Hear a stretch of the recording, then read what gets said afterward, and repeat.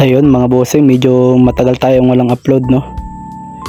So for today's video update ko ulit kayo dito sa breeder natin ng albino full platinum white.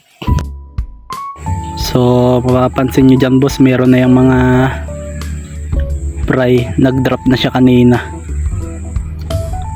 Ayan, medyo maraming dinrop.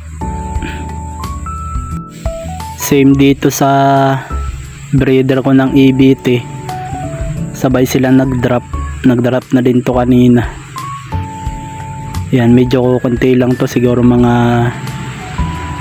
15 to 20 pieces lang ang drop nitong EBT.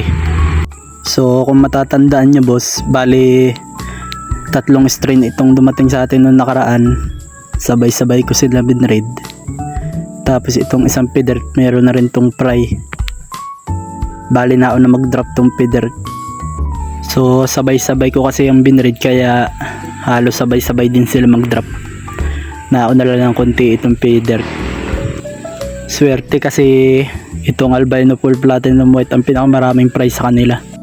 So sure ball na mapapadami na natin itong albino full platinum white. So yun lang mga bossing, abang-abang na lang pag mayroon ng pang out.